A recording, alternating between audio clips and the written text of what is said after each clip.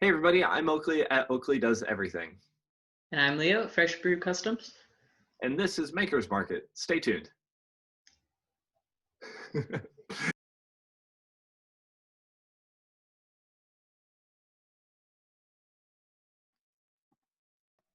Hey, Hi. is that working? Yes. Awesome, glad to hear it. Well, I'm glad we got all this stuff figured out and are ready to do this interview. So, Leo, will you please introduce yourself and tell us a little bit about what you do?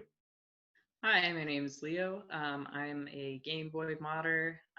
That means that I restore old Game Boys, whether it's ones I find around on eBay or local marketplaces or ones that get sent in to me by people. And I upgrade them with modern features like new screens. I like to paint and design shells and basically just revive these old handhelds and bring them into the future. And you haven't been doing this for very long, have you? Correct? Yeah, I just started doing it in about January of this year. I had started by wanting to mod my own Game Boy. With the original Game Boy Advance handhelds, they weren't backlit, and now that's really hard to look at when you have, uh, our own screens and phones and my Switch, all of that.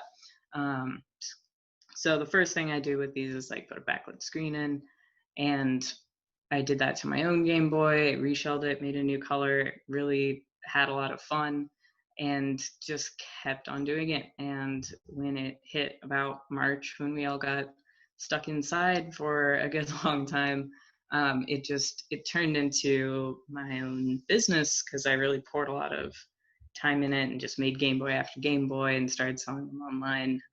And so it's a hobby, it's an art project, and it's a means of keeping going right now. Yeah, and I mean, I think you told me before you didn't really do much of this stuff before, but you still like assembled a collection of things, correct? Right, yeah. I mean, I had been like buying and selling video games and consoles and memorabilia, anything related for a really long time. Started doing it when I was a kid, really, and so I like come across all kinds of uh, broken handhelds and systems and stuff that's before my time. I'm 24. I started playing video games with like the Game Boy Color and Advance and the Nintendo 64, but I've gotten more into retro gaming sort of as appreciating the history of it. So I've at this point taken Game Boys that are 30 years old and brought them into the future. I guess as I was saying, the backlit screens and amplifiers and all kinds of fun bells and whistles. It blows my mind to think that the original Game Boy has been out for 30 years now. That's great. Yeah, the first ones were 1989 to 31. And I've been feeling old this week because my back has been hurting, but that, like, just hearing that, I guess I didn't realize that they're slightly younger than I am. I'm 32, and I was born in '88, and hearing that just kind of blows my mind because I never realized that that was the same age as I am, and I I was accustomed to the Game Boy Advance and knew that the Game Boy itself wasn't that much older than those things, but to realize how close it is to my own age is just kind of a little mind blowing. Yeah, the Game Boy, the original one, was around for maybe 10 years before they made any like the further Game Boys, the Game Boy Color in advance. So I feel the same way. Like it's surprising to me that it's 30 years old, but we have like video game technology that has progressed so far in such a short span of time. Yeah, absolutely. It's And crazy to hold it up next to, a Switch or whatever. yeah, and you can basically have a TV wherever you go if you want. Right, right. Yeah, our phones are insane. If you try to pick apart how many different devices we would have had to have, even 10 years ago, really, to do what our phones do in our pocket. Yeah, and I was talking to my wife the other night, and and we were talking about, it's like, oh, my phone has 64 gigs of data and hers has 32 gigs of data or memory on it. And it's hard to imagine that back in the 60s, a supercomputer had, kilobytes and megabytes. Yeah. I I was just reading, so I came across this book that someone wrote on the history of the Game Boy Advance, and I guess the Game Boy more generally, but something I didn't expect to find. It's like a real someone's thesis project, like a scholarly type book that's been really interesting to dig into. But just one little thing that I got from it was, and I don't even know if this is standard or just something the author made up, but a subunit of bytes being nibbles, smaller than a byte. Yeah. Is that actually standard? I don't know. This is the first time I heard that. I will fact check it and okay. below here just to confirm it. So what was it again? Say that. The subunit of bytes is nibbles. I will check it out. I should have fact checked that myself. It doesn't sound right, but even if it's not, I love it. Well, did you know that a jiffy is an actual terminology for an amount of time? No. Yeah, so when they say I'll be back in a jiffy, it's 0.02 seconds or something like that. So it's just a really nerdy way of saying I'll be right back. Yeah, pretty much. Yeah, so a jiffy is an actual measurement of time. I've found out. So I'll check that out. Sure. Because that's I hope it's true. It's too good to not be true. So, that's okay. And if it's not, I'm just gonna say it's true. Anyway. Yeah, just start that as a thing now. Tell everybody. That's right. You heard it here first. Fake news. Cool. Well, let's jump into that's a good piece of information. What's that book called? Do you know it off the top? It's called Who Are You, which is taken from the title of an ad campaign that Nintendo was running in the mid 2000s. Which I came across the book because I used the same name for an artist featured series that I'm trying to do, starting on my Instagram page, but trying to connect with some folks I know locally and also just folks I've met further out through Instagram. But Who Are You was the Nintendo ad campaign of what character do you identify with, kind of. And the way I'm taking it is kind of flipping that of what I'm doing is having different artists design shells for their Game Boy, so it's not really what part of Nintendo are you, but how are you part of this Nintendo? Which wasn't something that I thought of initially. It was something I thought of while I was reading the book. Is that it's sort of the opposite, and I think we relate to our devices, our handhelds, differently.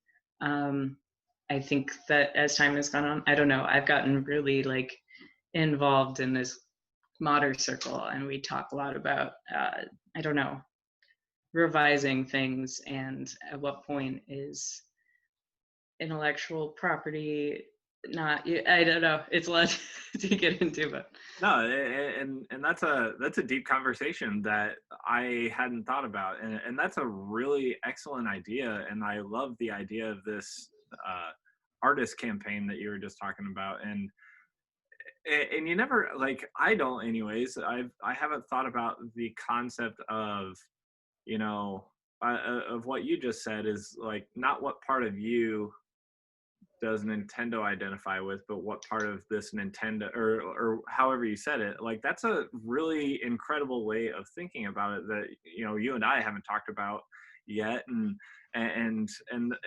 that's intense, really. And that's an excellent thing. And I don't know if you'd be up for it, but I'd be game for participating in it if you're looking for. Oh yeah, absolutely. That's awesome. Yeah, that's really cool. I like that idea. Yeah, I can. Oh, sorry. Yeah, no, that's fine. Let's talk about that more a little bit later, but let's get into our this or that. So I'll ask you a bunch of questions, and you just, off the top of your head, as quick as you can, just let me know what your answer is. And if you want to dig deep into some of these questions, totally happy to do that. So the first one is, since you're a Game Boy person, what is your favorite Game Boy generation?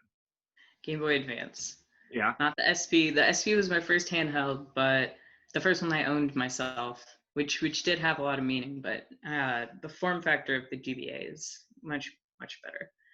I started playing Game Boy Color that I borrowed / stole from my cousin, but I think the Game Boy Advance library is like, those were the games that I really got into as a kid.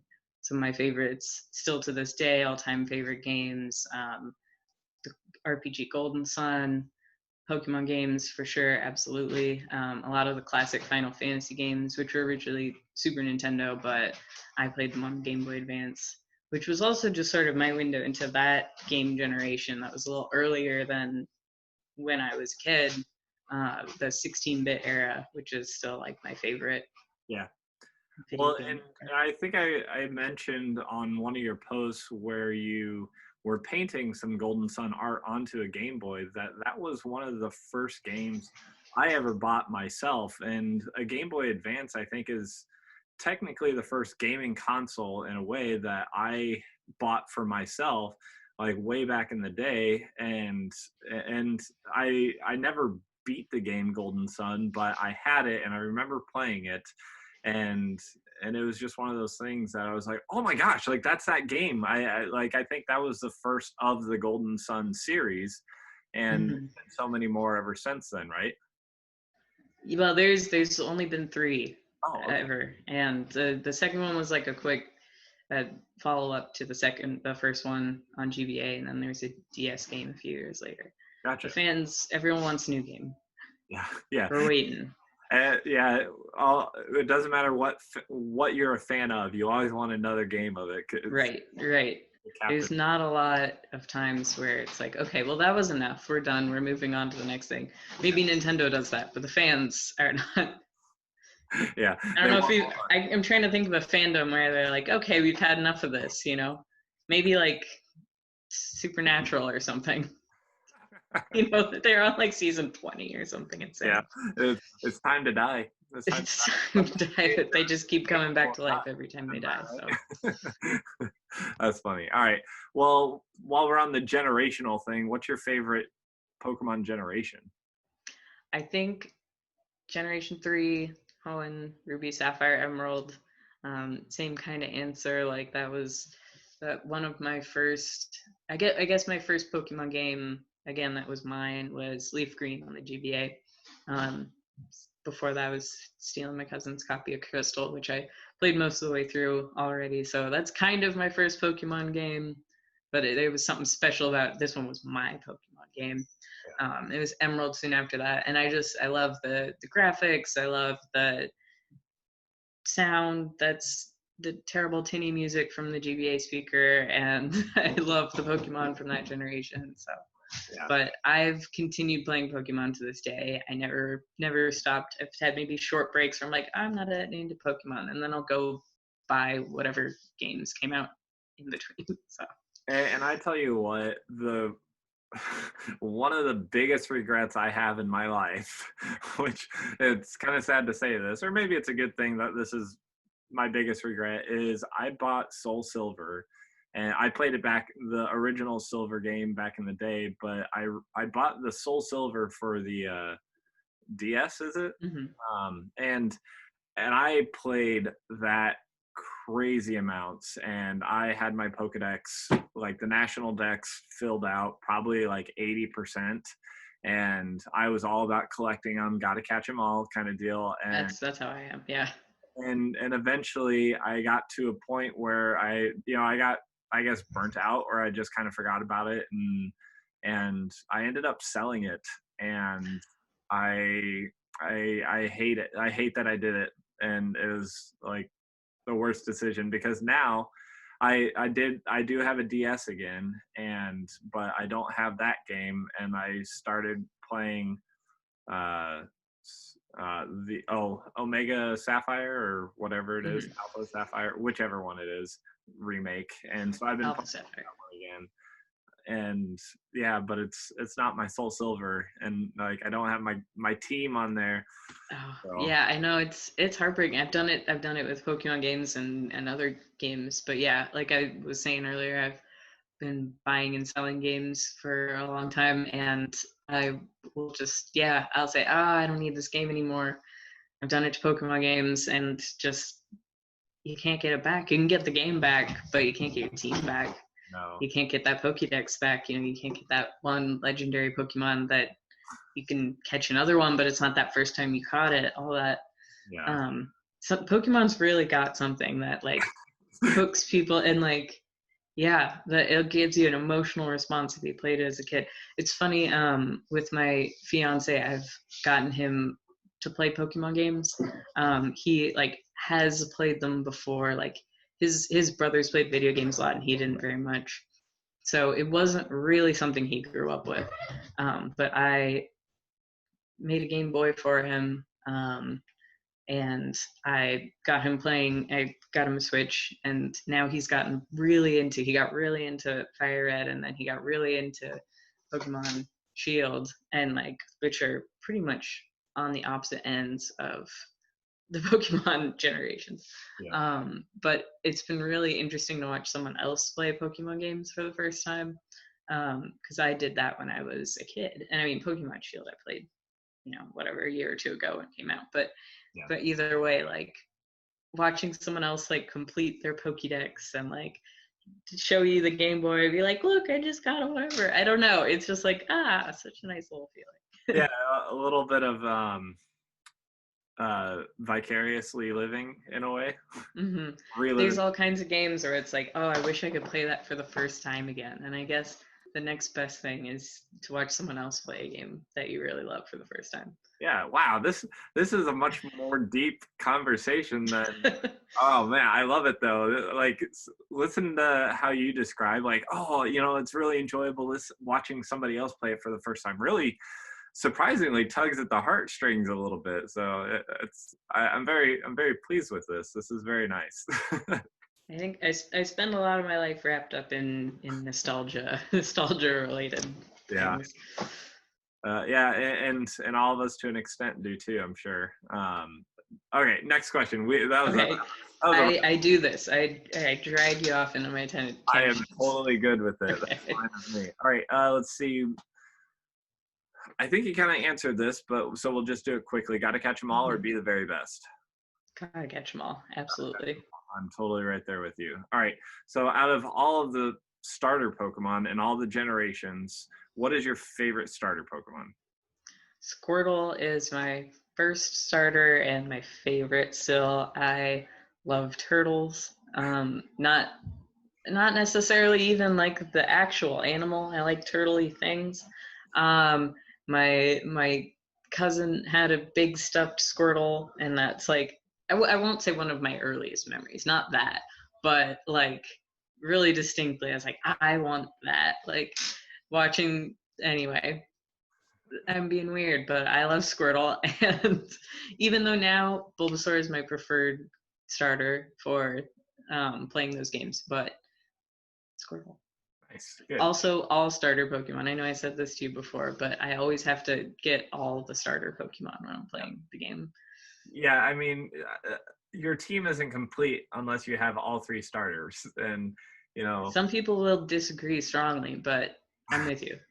Yeah, I don't know. There's something about the Pokemon that have three evolutions, or I guess two in a way, and not counting the Mega stuff. But I feel as if you have a party and any of them don't have like a third evolution stage, I feel like they're not worth having in the party. Oh, that is a controversial stance there. And No, but I think I know what you mean. At least for me, it's like there's you want your Pokemon to evolve. You want to, like, that's part of what's rewarding about it. You want to level them up. You want to see what they're gonna turn into, and it makes you feel like you're getting something out of leveling them up. yeah. I don't know, that's how it is for me. And the prime example of that is, even though they didn't have evolutions in the first gen, like Magmar and Electabuzz. Yeah. And then the third one, which only had 2 evolutions, is Rhydon, and Mhm. Rhyhorn and Rhydon. And those 3 were kind of like my big go-tos, Oh, or at least yeah. my favorite. But I never kept them in my team because they were just a one-off evolution. And then the next generation they added the eggs, and so then they had Magby and Elekid, and Rhydon, Rhyhorn were still the same. But then they get further down the line into Pearl and Diamond and Platinum, and then they add the third stage of those Pokemon, and Soul Silver and Heart Gold. You could then take them to a third evolution and get Electivire, Magmortar, and Rhyperior, and those were my boys right there. Like Yeah. I Yeah. had to have those, absolutely. Yeah, they're my favorites, and they're part of my team that I unfortunately didn't keep. Now, yeah, it, Hurts. it hurts. It does, for sure. Okay, let's move away from Pokemon a little bit. Okay. All right. It's hard, but okay. Yeah, I know. It's like everything's gonna come back to Pokemon eventually, I feel like. But what is your favorite coffee? My favorite coffee. I'm a fancy coffee drinker, or at least I'm not a black coffee drinker. I'm an ex-barista. I like some good espresso. I left to my own devices, just like seek out the nearest Dunkin' Donuts, to be honest. But I do really enjoy a nice latte. A nice latte, not an iced latte. It's a thing in Boston. People like to drink iced coffee no matter how cold it gets. I'm sure it's not unique to Boston, but it's, I don't know. I like hot coffee probably most of the year round. And some people just need nice coffee. Yeah, That's something that's very weird. yeah, my wife is the same way. She prefers her coffee iced, and we make it here at home. We have a bag of ground Dunkin' Donuts coffee grounds, and so we'll cook it in our coffee pot, and I'll pour in a bunch of ice and then pour it over top of it with some almond juice or milk, and that's where we go. Yeah. If any of my former coworkers watch this, they're like screaming at me for my terrible coffee choices. I don't know.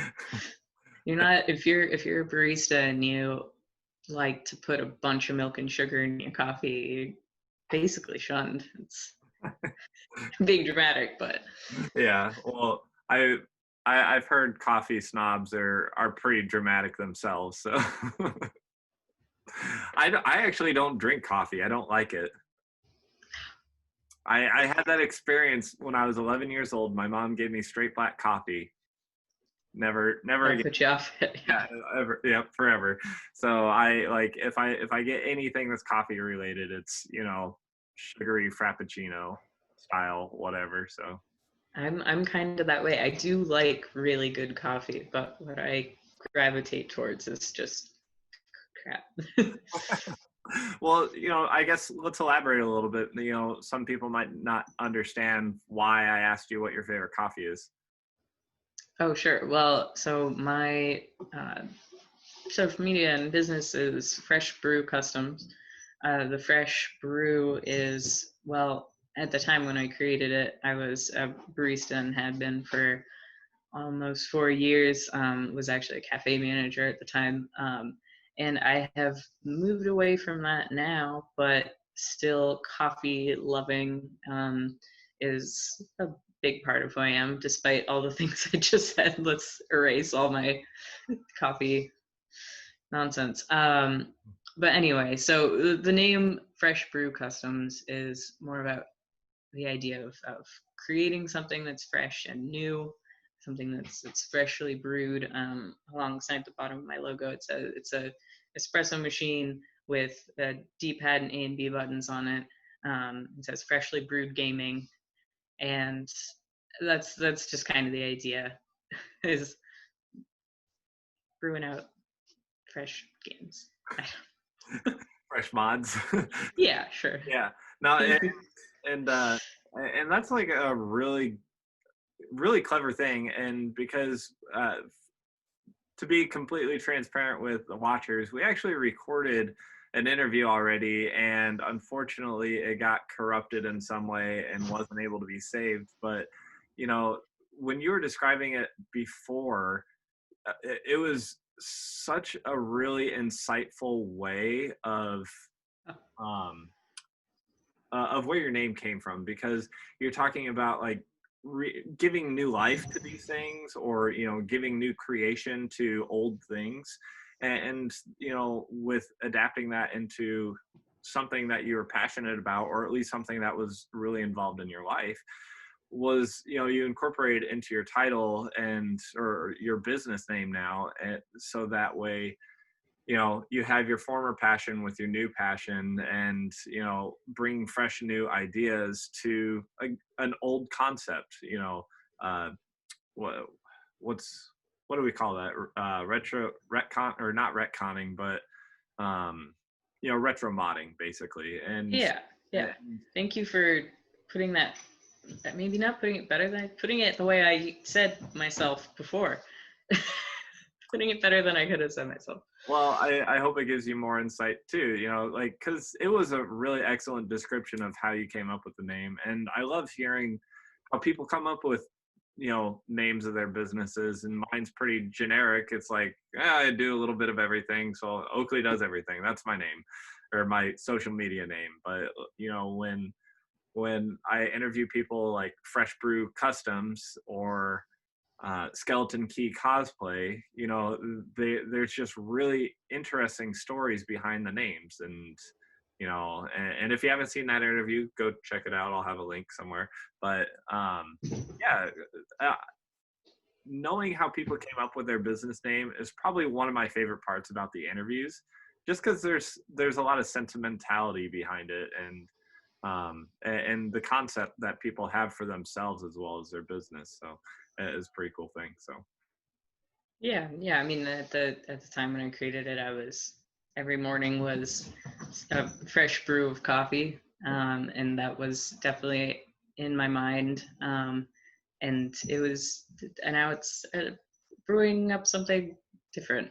yeah. A new question: how many cups of coffee a day? Just one or two, but espresso usually. I was very severely addicted to caffeine for a while, mostly during college, when I started my coffee shop job. And it was like just constant throughout the day drinking coffee, didn't matter what time it was, which turns out isn't so great for you. Along various other things, I was one of those people who tried to replace sleep with coffee, and it doesn't work that great. You might think it works for a while, but Yeah, if I drink too much caffeine, I get caffeine withdrawal and I'll get migraines. So that's why I just kind of avoid caffeine in general all the time now. yeah. I pretty much have to have my one drink of coffee a day, or I do start getting a headache. But at least it's not more severe than that. I don't know. Next question: what is your favorite mod to do on a gaming console? I really like. So the first thing I do with pretty much anything I touch is put in a new screen. I backlight them. That's kind of my bread and butter, I guess. But one of the most satisfying things to do is like amp wiring, or like doing like a real fix to something on the board. Like with the Game Boy Advances, the shoulder buttons, like sometimes the button is completely unresponsive and you clean it first, and it has to be like completely desoldered off the board and replaced. I hate it because it's really takes up a bunch of time, and you end up, I don't know, if you're only a somewhat intermediate solderer such as myself, you end up burning your fingers and stuff. But it's so satisfying. Anything that's slightly harder to do is that much more satisfying when you finally get it to work. And like if I'm wiring in an amp, rather than just like one little spot, it's several different wires across the board, and it's usually almost without fail I'll do it wrong first one or two times. But that makes it that much better when you finally turn it on. And I usually use the same game to test the sound, or just in general I use Pokemon Ruby. because it's it's quick to start up. If you've already got a save file, you just start the game and you can basically test all the buttons right at once. But when I turn it on and you hear the Game Boy Advance startup noise with the ding, and I start, you start hearing the theme music. The theme music from that game like haunts my dreams, but not in a bad way. It's just like I've heard it so many times, but it also to me is like, I don't know, if almost like a Pavlovian response of like, it's working. It's working. Yeah, exciting, absolutely. The sound's on, it's working. Yeah. Yeah. I was saying before that when it comes to electrical wiring, it's probably the thing it's probably the worst thing that I do on a regular basis. But it is very satisfying when you get it right and done, and you have a good soldering iron, and it's just very rewarding and gratifying to be able to do and accomplish like that, especially repairing something, let alone just assembling things to make in general. But repairing something, I think, is incredibly satisfying and rewarding, especially when it comes to amps or buttons or motherboards and stuff like that, because that stuff can be a little crazy for sure. Yeah, it's been hard to learn. I mean, I don't have any kind of background with circuitry and electronics and really anything, and I try not to talk about these things for too long, because then the longer I try to describe something, the more apparent it becomes that I don't know. At least I don't know the terminology for what I should be talking about, and often I'll just say something wrong as well. So, but I mean, with taking apart Game Boys and modding them, it's something that I started doing just out of curiosity, and learned more from YouTube, and there's like a really active Game Boy subreddit and Discord and like an Instagram community where it's a small enough hobby niche that like there's only so many people doing it, and I've gotten to know people really well, or at least we trade tips and we compliment each other's work and like learn a lot from each other, and it's cool. Like it's not like some other hobbies. I mean, if you just enjoy, you like drawing manga, there's not like a server you get on where you can talk to like all the other people doing it. Like it's nice that it's such a small little group, and it's cool, and it means you get to directly connect with other people doing the same thing. And there's other versions of that, of course, but. Yeah, absolutely. And I feel like I say this in almost every single Maker's Market interview I do, but one of the greatest parts about doing this is socializing with other like-minded makers, modders, stuff like that. And it's just really nice to be able to pick those people's brains on their work process, on how they go about things, how they get information, how they got to where they are.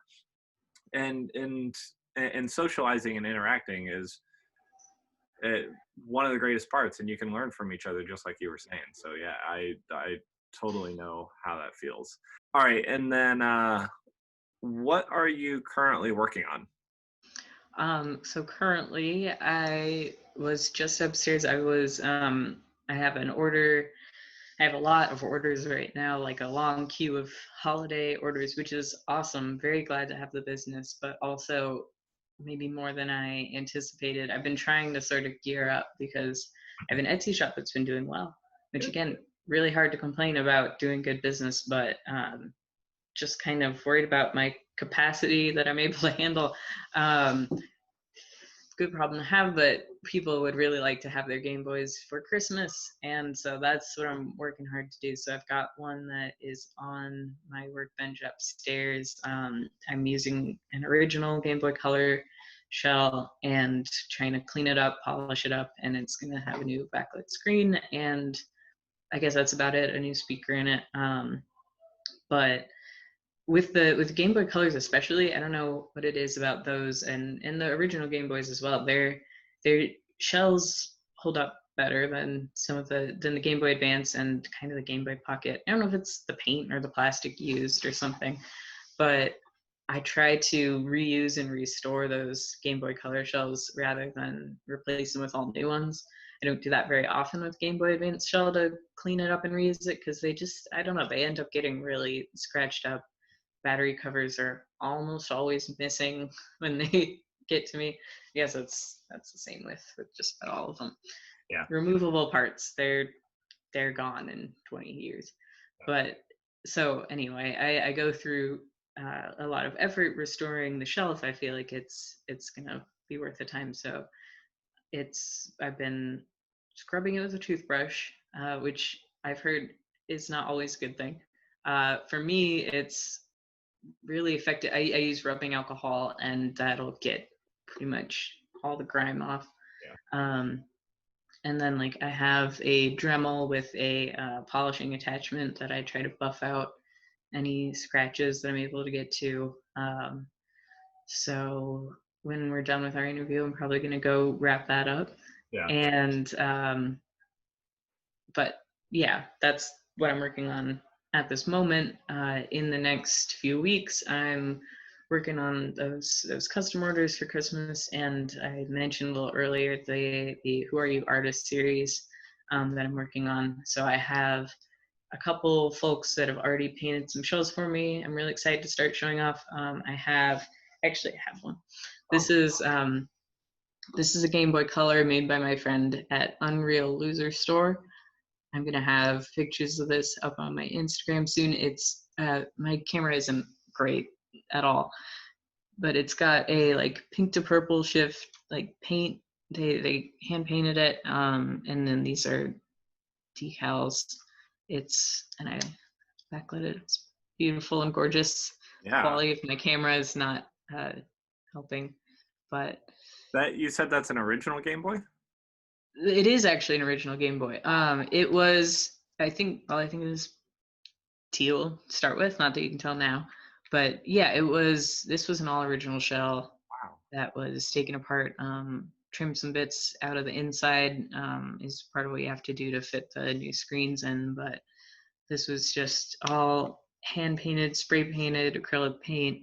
And I haven't done anything to this level, at least like this paint job is beautiful. I wish I could show you guys a little better. I'll have some pictures on my Instagram. Yeah. But we'll also put some pictures below our video too, so you guys can all see that as well. Yeah, so I've done some like painting myself, but it's not what I do, or at least like not something that I've been experienced with before. So part of my goal with this artist series is to open it. Oh, sorry. You didn't see her, but my cat just ran across the keyboard. The elusive cat. That was not an imaginary cat. We saw her go across, so. Oh, you did? Yeah. I did. Okay. All right.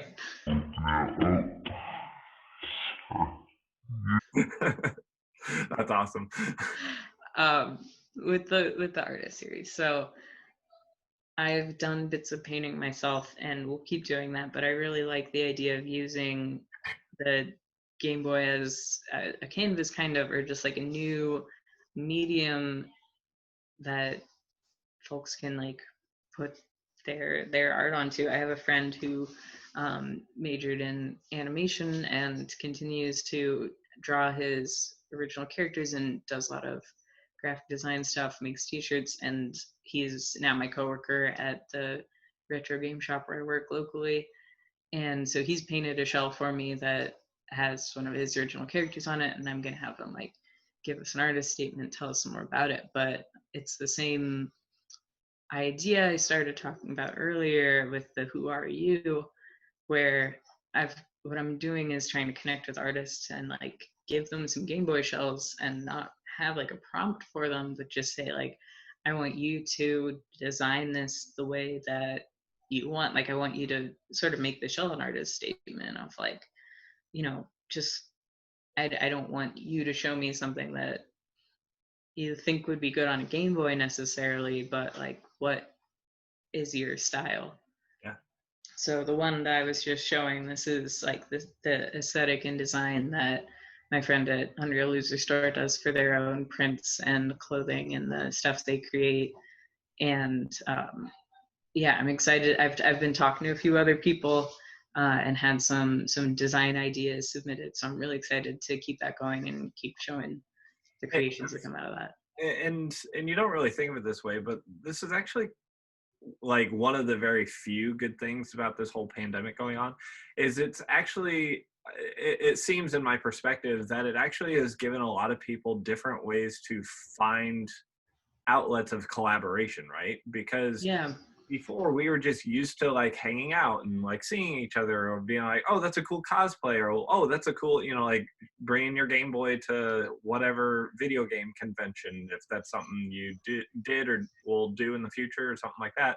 But you know, it allows us to think more creatively on how we can collaborate with other people. And you know, my Makers Market series was kind of my way of finding, you know, people to collaborate with. And your artist series, you know, your Who Are You artist series is your way of finding people to collaborate with and being able to come up with creative ideas. And you know, as crappy as this whole thing has been, that's at least one ray of sunshine, I think.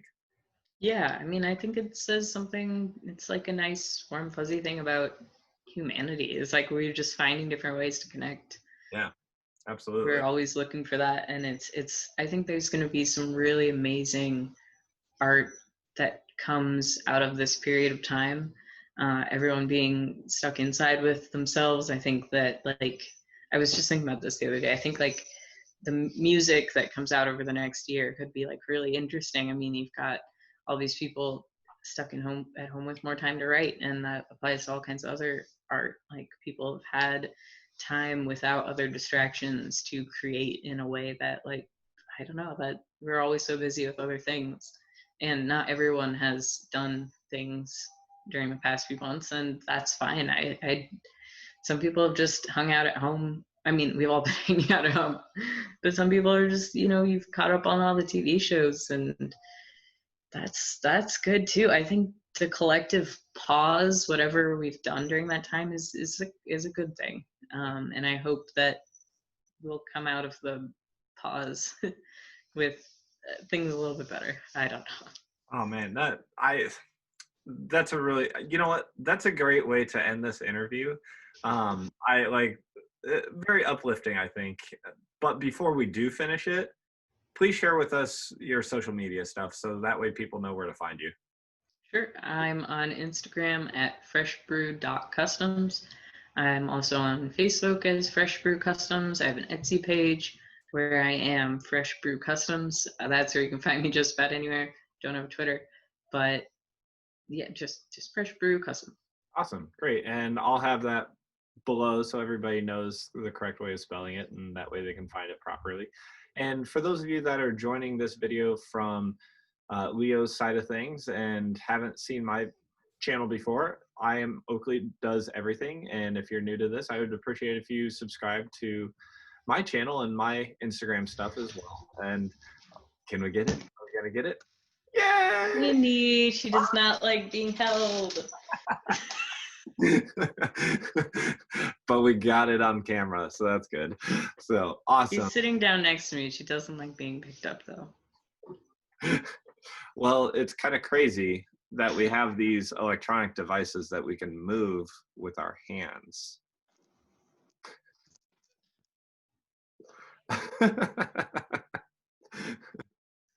She's not amused. Turned away. She's like, what Yeah. are you doing? What are you doing? Wait, no, I'm not interested. Nope. Yeah, Nope. she's just turning her head further away. That's awesome. You're being ignored. Oh. You're rude. You're rude. Oh my goodness. But I think we're gonna call it there. Leo, I very much appreciate you joining me on this, and it was a blast talking to you all three of these times. Yeah, definitely. It's been good getting to know you. Yeah, so, and to all the viewers, I want to thank you all so much for watching. I do very much appreciate it. If you haven't done so yet, please hit subscribe, click the like button, and leave a comment below. Maybe maybe type in some suggestions. I'm gonna say that again.